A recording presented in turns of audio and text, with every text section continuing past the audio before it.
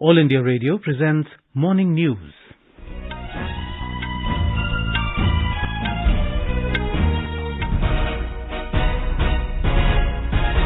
Good morning, I'm Sunil Verma and with me is Subhadra Ramachandran. The headlines.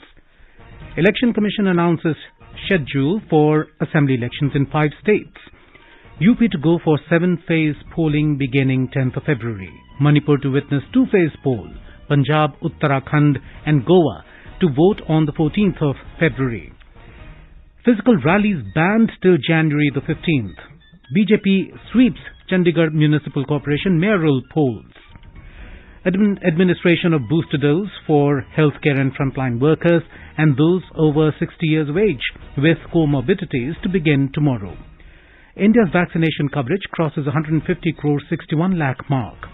Prime Minister Narendra Modi lauds vaccination of over 2 crore children in 15 to 18 age group.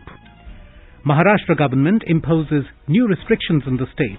All schools and colleges closed. At least 22 stranded tourists freeze to death in Pakistan after heavy snowfall. India's Ramkumar Ramanathan and Rohan Bopanna enter final of men's doubles event at Adelaide International 1 ATP tournament in Australia.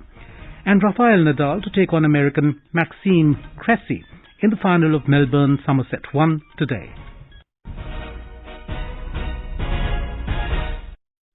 As India marches towards administering 150 crore vaccine doses against COVID-19, news about the new corona variant is a cause of concern.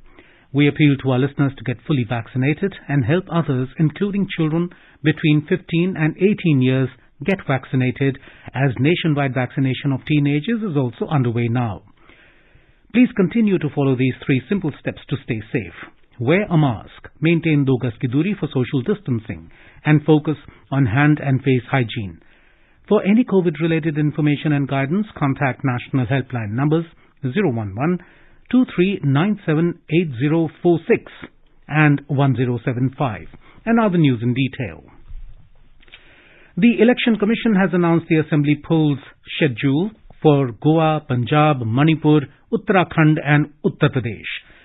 Announcing the poll schedule in New Delhi yesterday, Chief Election Commissioner Sushil Chandra said, Uttar Pradesh will go to polls in 7 phases from 10th of February to 7th of March.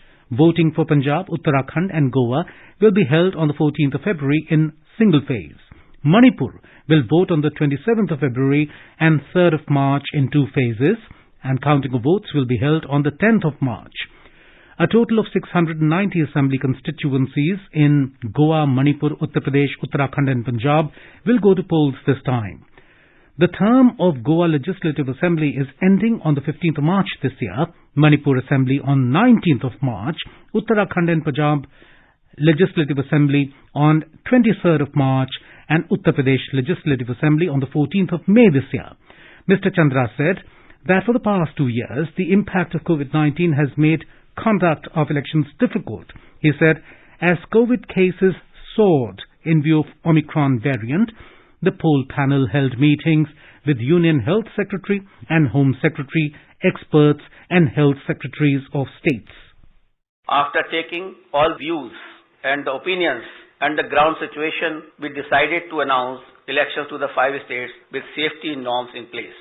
At the heart of election process lies the sanctity and absolute veracity of the electoral roll.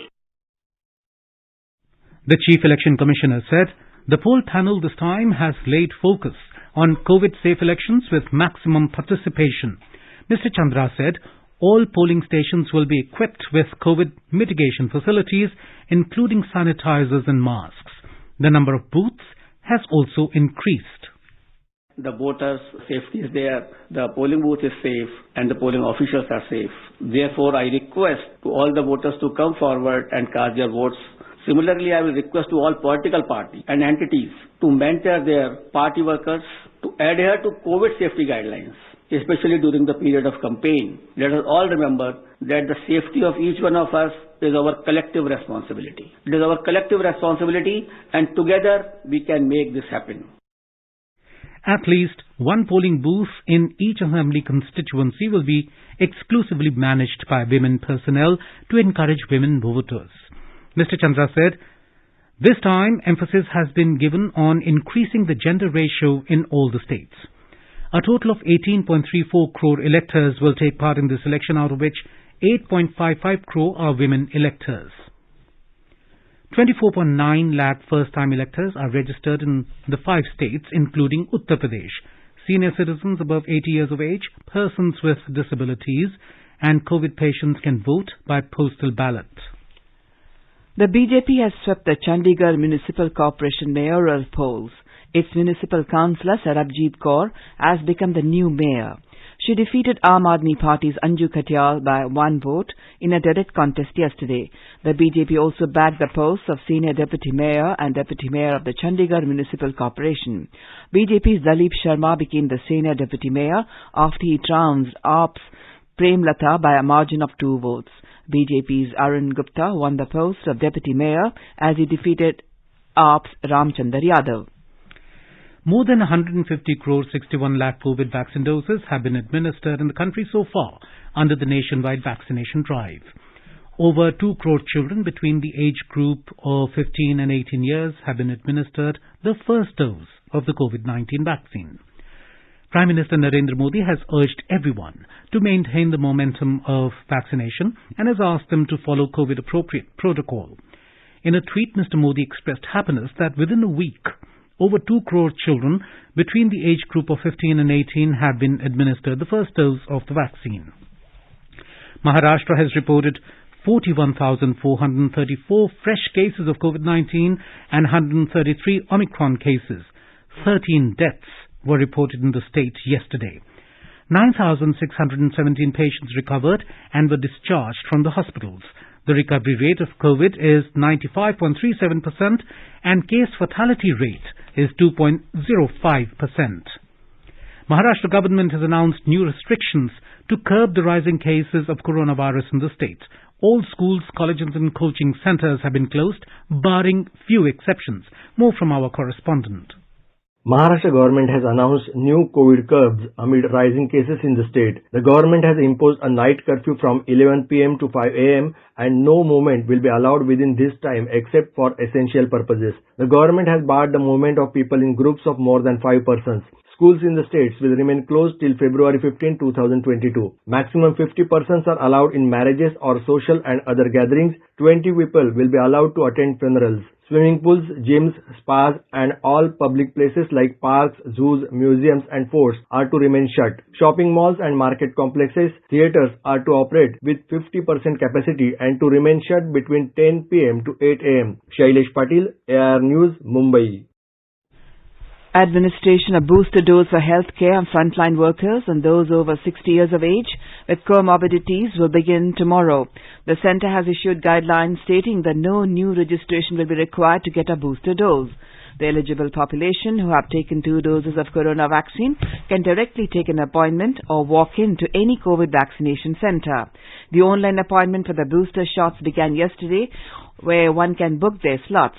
Personnel deployed for election duty will be treated as frontline workers and will also be administered booster dose from tomorrow.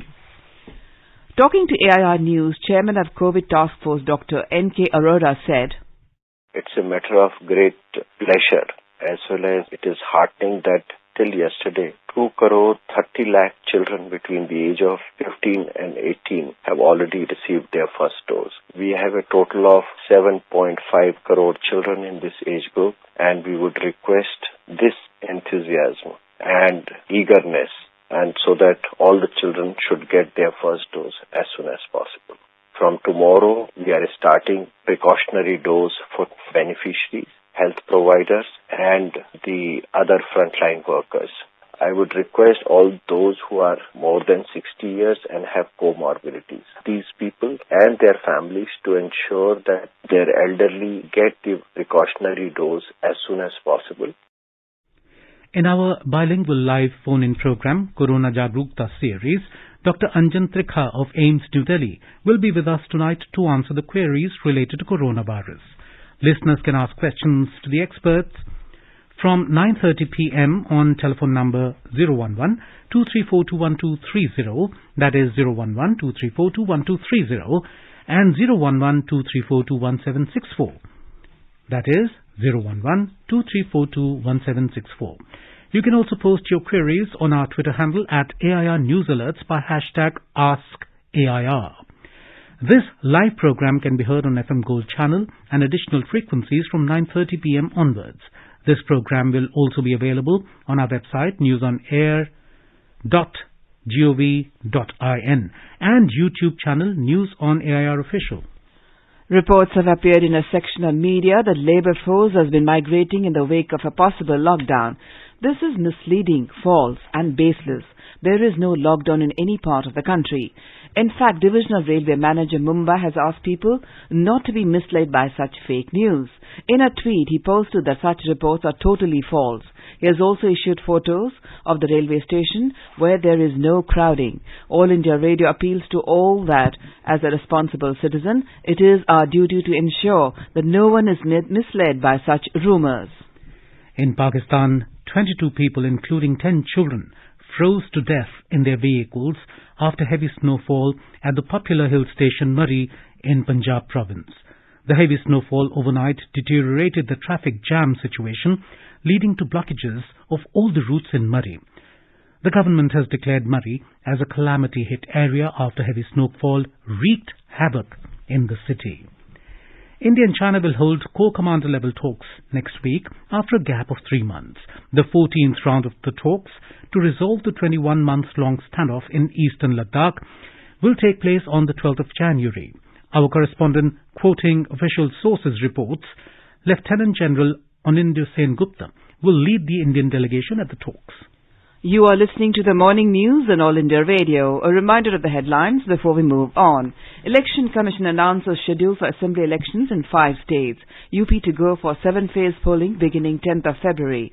Manipur to witness 2-phase poll. Punjab, Uttarakhand and Goa to vote on 14th of February. Physical rallies banned till January 15. BJP sweeps Chandigarh Municipal Corporation Mayoral polls. Administration of booster dose for healthcare and frontline workers and those over 60 years of age with comorbidities to begin tomorrow. India's vaccination coverage crosses 150 crore 61 lakh mark. Prime Minister Narendra Modi lauds vaccination of over 2 crore children in 15 to 18 age group. Maharashtra government imposes new restrictions in the state. All schools and colleges closed. At least 22 stranded tourists freeze to death in Pakistan after heavy snowfall. India's Ram Kumar Ramanathan and Rohan Bopanna enter the finals of men's doubles event at Adelaide International 1 ATP tournament in Australia, and Rafael Nadal to take on American Maxim Cressy in the final of Melbourne Somerset 1 today. For quick news updates round the clock, follow us on our Twitter handle at AIR News Alerts. अपने business को बढ़ाने के लिए लीजिए आकाशवाणी का सहयोग और दीजिए उसे बुलंदियों के पंख।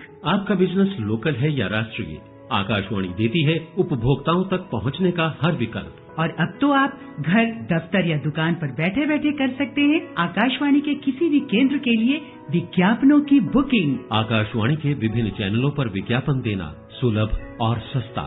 बुकिंग है तो संपर्क करें 8700014242 पर 8700014242। Today is Pravasi Bharatiya Divas. It was on this day in 1915, Mahatma Gandhi, the greatest Pravasi Bharatiya, returned to India. India is proud of its largest diaspora across the globe, which consists of around 31 million people. We spoke to Dr. Bharat Bhutani, former president of Indian Business and Professional Council, Dubai. 3 दशकों से अधिक समय से संयुक्त अरब अमीरात का निवासी हूँ। सबसे पहले इस वर्ष भी पिछले वर्ष की भांति इस चुनौतीपूर्ण समय में पीबीडी मनाने की परंपरा को बनाए रखने के लिए प्रधानमंत्री नरेंद्र मोदी और उनकी सरकार को हार्दिक बधाई देता हूँ। संयुक्त अरब अमीरात के आर्थिक विकास में प्रवासी भारतीयों का योगदान भारत यूएई संबंधों के सबसे मजबूत स्तंभों में से एक है। The New Services Division brings you glimpses of the year 2021 in its special year-ender series. Today we look at the development that has taken place in the northeastern states. Prime Minister Narendra Modi has placed development of the northeastern region as a foremost priority through the Act East initiative. Launching a number of projects in Manipur earlier this month, Mr. Modi said Northeast will be a major source of India's development. Northeast Bharat के विकास का प्रमुख स्रोत बनेगा। आज जब हम देख रहे हैं कि मणिपुर और नॉर्थ ईस्ट भारत के भविष्य में नए रंग भर रहा है। यहां एक साथ इतनी परियोजनाओं का शिलान्यास और लोकार्पण हुआ है, विकास की ये अलग अलग मणियां हैं जिनकी माला मणिपुर के लोगों का जीवन आसान बनाएगी। Several initiatives have been undertaken by the government to develop northeastern region holistically and improve basic infrastructure and provide road, rail, water, telecom and air connectivity in the region. A report. The Northeast region is fast becoming the gateway of national growth.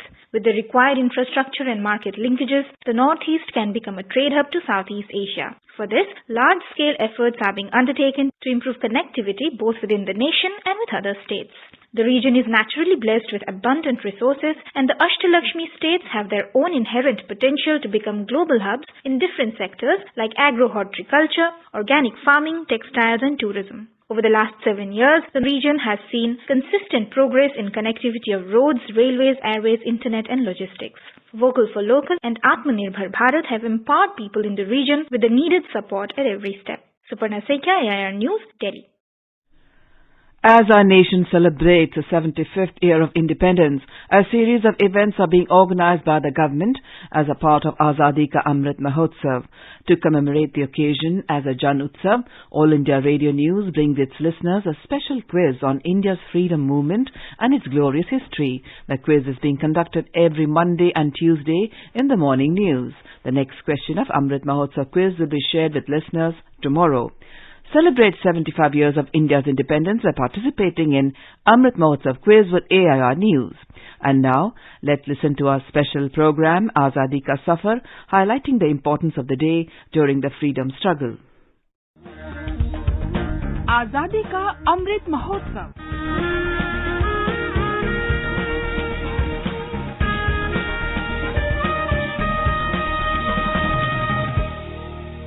Azadi Ka Safar with AIR News. Birth of a Nation. India's glorious freedom struggle is one of the greatest struggles the modern world has ever witnessed. AIR News brings you a glimpse of this struggle every day.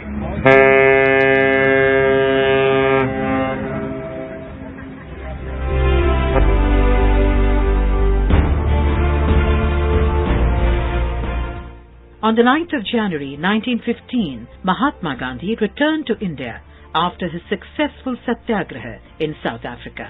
Upon his return, he was honoured by the people of Bombay at a magnificent reception in the palatial house of a Bombay businessman, Jahangir Petit. Despite leading an extra-constitutional movement in South Africa and defying laws, Gandhi received a warm welcome, even from the British Indian government, as the cause for which he had fought appeared as much humanitarian as political. Mr. Gandhi, have you refused to wear European clothes? No, I haven't refused. I simply wanted to dress the way my comrades in prison dress. Mr. Gandhi, now that you're back in India, what are you going to do? I don't know. The British Indian government joined hands with the people of India in showering honours on Gandhi, and he was accorded with Kaisar-e-Hind Gold Medal in the King's Birthday Honours List of 1915. Gandhi took his time to plunge into Indian independence movement. Under the guidance of his Indian political mentor, Gopal Krishna Gokhale, Gandhi underwent a year of probation to understand the Indian situation and did not express himself upon public questions for a year.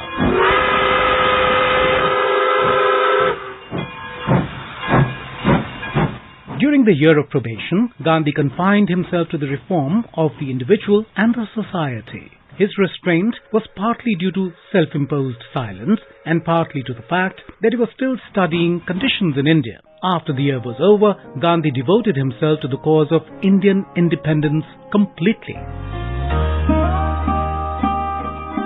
Since 2003, 9th of January has been commemorated as Pravasi Bharatiya Divas by the Government of India to mark the contribution of the overseas Indian community towards the development of India.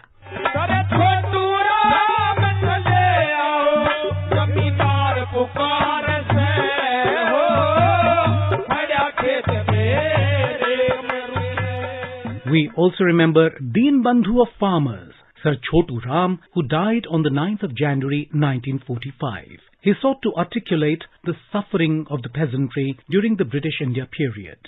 Chotu Ram came from a debt-ridden family from the area which is now in the state of Haryana. His area used to witness frequent droughts and famines, leading to dependence of farmers on moneylenders. Under the patronage of Sir Chhajju Ram, Chotu Ram completed his law degree from Agra. He joined the Congress in 1916 and was the president of the Rohtak District Congress Committee from 1916 to 1920. In 1923, he formed the Unionist Party in alliance with Fazle Hussain and Sir Sikandar Hayat Khan. The party won the general elections of 1936 in Punjab and formed a coalition government along with the Congress and Akali Dal with Chotu Ram as a revenue minister.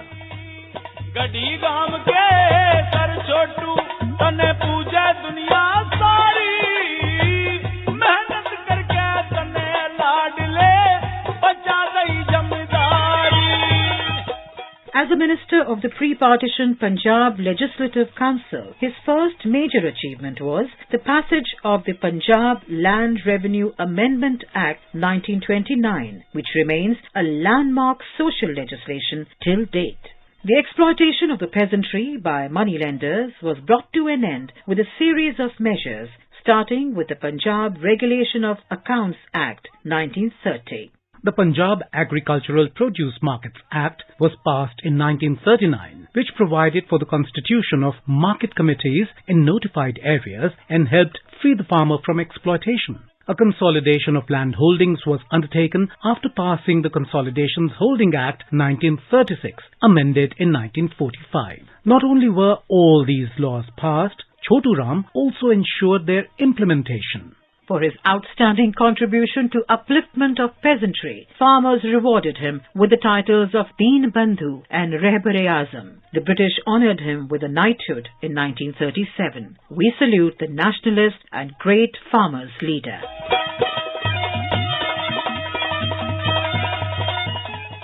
That brings us to the end of this episode of Azadi Ka Safar with AIR News. See you in the next episode tomorrow.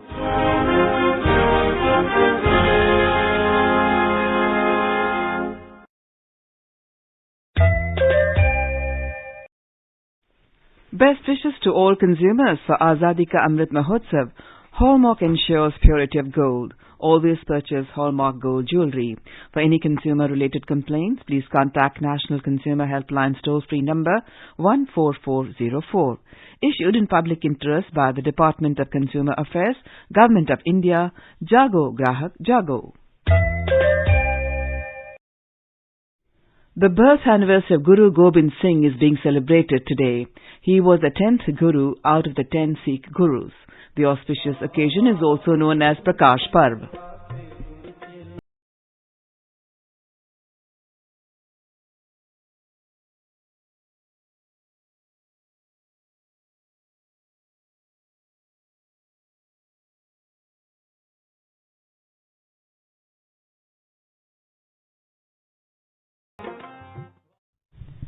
Prime Minister Narendra Modi has greeted the people on the occasion of Prakash Purab of Guru Gobind Singh. In a tweet, Mr. Modi said his life and message give strength to millions of people. He said he will always cherish the fact that his government got the opportunity to mark his 350th Prakash Utsav.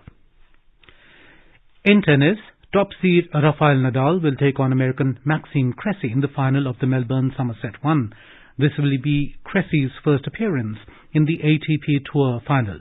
Nadal made his way to the finals after defeating a resurgent Emil Ruusuvuori of Finland 6-4, 7-5. The Spaniard, playing his first competitive tournament since August, was kept in check by the dogged Ruusuvuori before coming out unscathed in the match that lasted just under 2 hours. In tennis, India pair Ramkumar Ramanathan and Rohan Bopanna cruised into the men's doubles final of the Adelaide International 1 ATP tournament in Australia yesterday.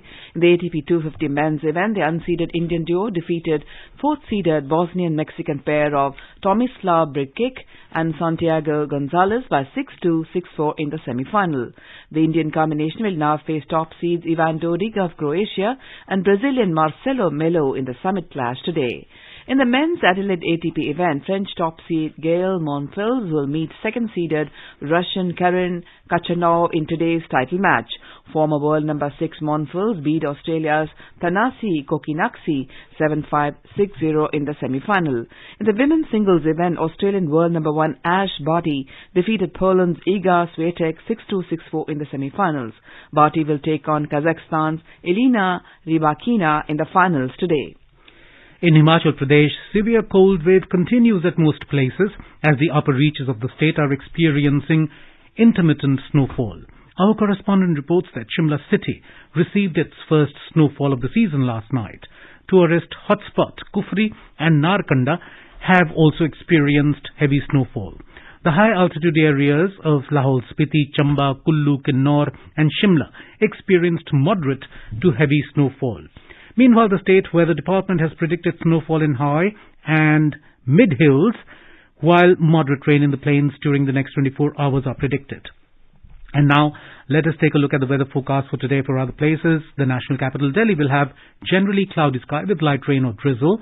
The minimum temperature was 12 degrees Celsius, while the maximum will be around 18 degrees. In Mumbai, the minimum temperature was 18 degrees Celsius, while the maximum will be around 28. The city is expected to have partly cloudy sky. Chennai will have partly cloudy sky. The temperature will vary between 25 and 31 degrees Celsius.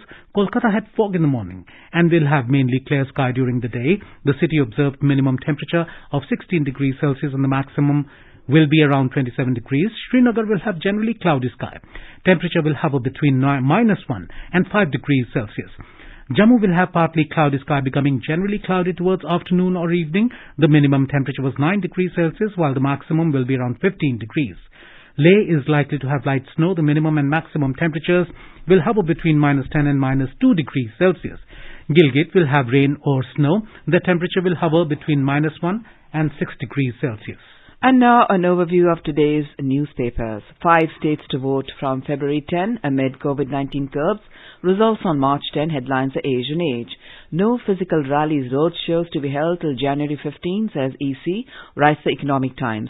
20 million kids in 15-18 age group vaccinated already, writes Hindustan Times.